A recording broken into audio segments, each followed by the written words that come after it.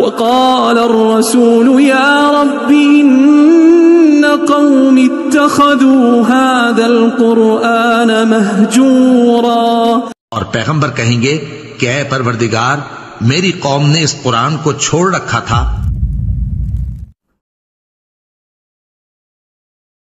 علی بھائی اگلا سوال ہے، آپ نے کئی ایک لیکچرز میں صحیح بخاری کی حدیث نمبر 2311 کو بیان کیا ہے، جس کے تحت شیطان نے انسانی شکل میں آ کر حضرت ابو ہریرہ رضی اللہ تعالیٰ عنہ کو آیت الکرسی کا وظیفہ بتایا تھا، اور پھر خود نبی صلی اللہ علیہ وآلہ وسلم نے بھی اس کی تصدیق فرما دی. دوسری جانب قرآن حکیم میں کئی مقامات پر شیطان کو جھوٹا اور دغاباز قرار دیا گیا ہے، تو پھر شیطان کیوں کر سچ بول سکتا ہے؟ مجھے تو صحیح بخاری کی یہ حدیث 100% جھوٹی اور فراڈ لگتی ہے، اور مجھے آپ کے دماغ میں 100% نقص نظر آتا ہے. اگر یہی بات ہم آپ کو قرآن سے نکال دیں پھر تو آپ کا گلہ ختم ہو جائے گا. پہلی بات ہے یہ جو حدیث ہے نا صحیح بخاری کی 2311، اس کی تصدیق نبی صلی اللہ علیہ وآلہ وسلم نے خود حضرت ابو ہریرہ کی وہ تصدیق اس میں کی.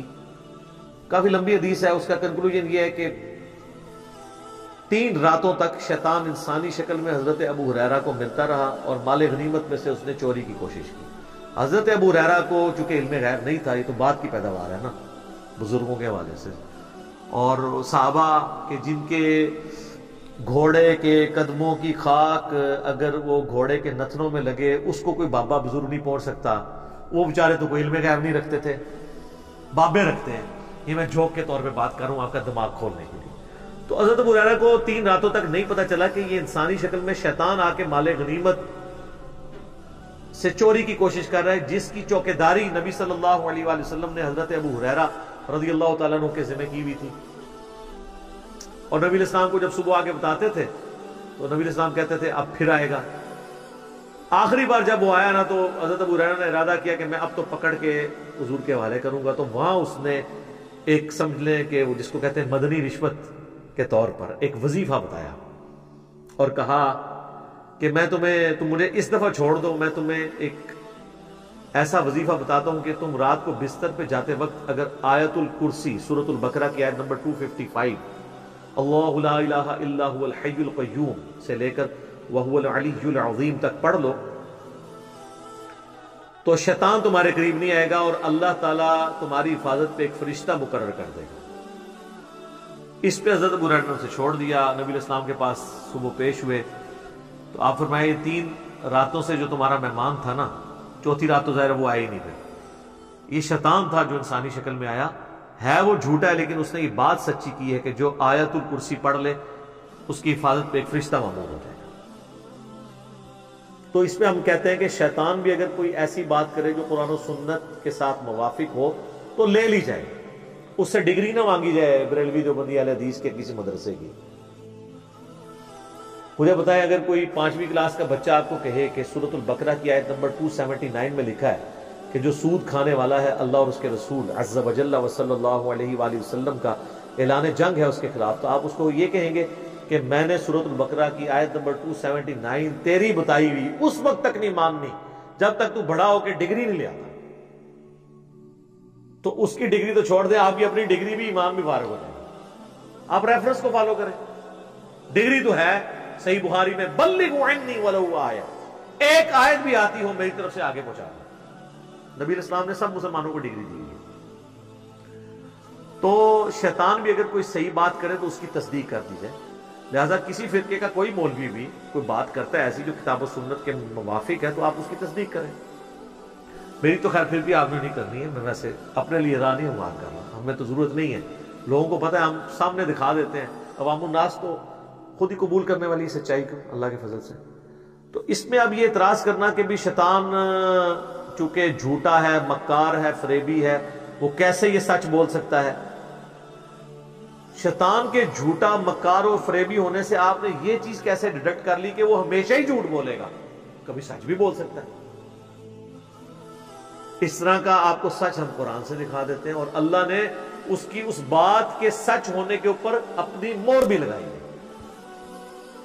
سورہ الاعراف کے اندر، سورہ الحجر کے اندر بڑی ڈیٹیل کے ساتھ قصہ آدم اور ابلیس اللہ تعالیٰ نے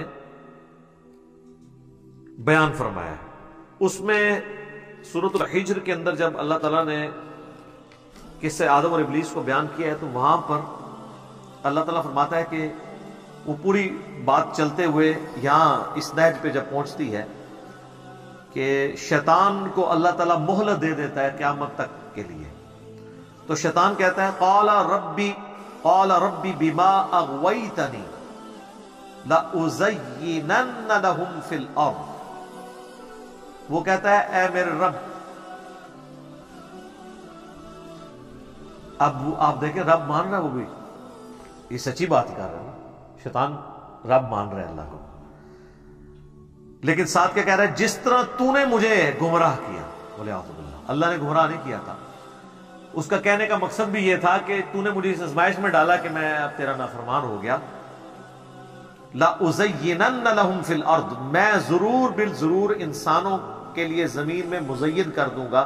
وَلَأُغْوِيَنَّهُمْ أَجْمَعِينَ, اور میں ان سب کے سب کو گمراہ کر دوں گا. إِلَّا عِبَادَكَ مِنْهُمُ الْمُخْلَصِينَ, سوائے جو تیرے مخلص بندے ہیں نا ان کے سوا میں سب کو گمراہ کر دوں گا. یہ اس نے ایک دعویٰ کیا تھا. اب یہ دعویٰ اس کا جھوٹا تھا یا سچا؟ قرآن نے تصدیق کی ہے کہ اس نے اپنا وعدہ جو کیا تھا وہ سچا کر دکھایا, اور اس کا ذکر ہے سورہ سبا کے اندر پارہ نمبر 22 میں. اللہ تعالیٰ نے شیطان کی اس بات کی تصدیق کر دی کہ جو اس نے دعویٰ کیا تھا نا وہ اس نے پورا بھی کر دکھایا. آپ دیکھیں الفاظ کیا ہیں, سورہ سبا آیت نمبر 20, وَلَقَدْ صَدَّقَ عَلَيْهِمْ إِبْلِيسُ ظَنُّهُ, اور بے شک ابلیس نے سچا کر دکھایا جو اس نے گمان کیا تھا کہ وہ کرے گا, کہ انسانیت کو گمراہ کرے گا. فَاتَّبَعُوهُ إِلَّا فَرِيقًا مِّنَ الْمُؤْمِنِينَ, تو سب کے سب ہی اس کے پیروکار بن گئے سوائے مومنین کے گروہ کے. اکثر یہ تو آج بھی دیکھ لیں, پریکٹیکلی بھی نظر آ رہا ہے کہ شیطان نے جو کہا تھا یا اللہ میں کر دوں گا, اس نے گمراہی والا سچ بولا تھا جو اس نے پورا کر دکھایا, اور اللہ کہہ رہا ہے کہ سچ کر دکھایا. وَمَا كَانَ لَهُ عَلَيْهِمْ مِنْ سُلْطَان, اور شیطان کے لیے یہ طاقت نہیں تھی کہ ان کے اوپر کوئی گرفت رکھتا, یعنی وہ زبردستی نہیں ان کو کیا بلکہ صرف دعوت دے کے. إِلَّا لِنَعْلَمَ مَنْ يُؤْمِنُ بِالْآخِرَةِ, تاکہ اللہ تعالیٰ جانچ لے کہ کون واقعی آخرت کے اوپر ایمان رکھتا ہے اللہ تعالیٰ کی جواب دہی پر. مِمَّنْ هُوَ مِنْهَا فِي شَک, اور کون شک میں. وَرَبُّكَ عَلَى كُلِّ شَيْءٍ حَفِيظٌ, اور تمہارا رب جو ہے وہ ہر چیز کے اوپر نگہبان ہے. تو اللہ تعالیٰ فرماتا ہے یہ اپنے شیطان کو یہ اختیار نہیں دیا تھا کہ وہ زبردستی کسی سے گناہ کروا لے, صرف دعوت وہ دیتا تھا اور اکثریت کو اس نے گمراہ کر دیا اور سچا کر دکھایا اس نے. آپ کوئی کہے گا جی قرآن میں اللہ تعالیٰ نے شیطان کو سچا کہہ دیا, اس ایک بات کہ جو اس کا تھا ایک دعویٰ. اللہ سے پناہ مانگنی چاہیے. اعوذ باللہ السمیع العلیم من الشیطان الرجیم من ہمزہ ونفخہ ونفثہ ولا حول ولا قوة الا باللہ العلی العظیم. یہ تو دنیا میں اس نے سچ کر دکھایا نا, آخرت میں بھی ایک بات ہے اس کی عبرت والی, جس میں میری یوٹیوب پہ ایک ویڈیو بھی ہے, شیطان سے آخری ملاقات, سورہ ابراہیم کی آیت نمبر 22. وقال الشیطان لما قضی الامر, اور شیطان کہے گا جبکہ جنتیوں کے جنت میں جانے کا اور جہنمیوں کے جہنم میں جانے کا فیصلہ ہو چکے گا. وَلِعَوْذُ بِاللَّهِ تَعَالَى اللہم انا نسألک جنت الفردوس مع النبیین والصدیقین والشہداء والصالحین آمین. اللہم اجرنا من النار آمین. شیطان کہے گا ان اللہ وعدکم وعد الحق, بے شک اللہ نے جو تم سے وعدہ کیا تھا نا وہ تو سچا وعدہ ہے اور اس نے وہ پورا کیا. وَوَعَدْتُكُمْ, اور جو میں نے تم سے وعدہ کیا تھا, فَأَخْلَفْتُكُمْ, تو میں آج اس کے خلاف چلتا ہوں. شیطان نے تو کوئی فزیکلی کسی سے وعدہ نہیں کیا. شیطان نے جو وعدہ کیا تھا وہ کیا تھا, اللہ بڑا غفور رحیم ہے, معاف کر دے گا, کام چوک کے رہا. یہ شیطان نے جھوٹا وعدہ دیا ہوا, یہ وعدہ ہے شیطان کا.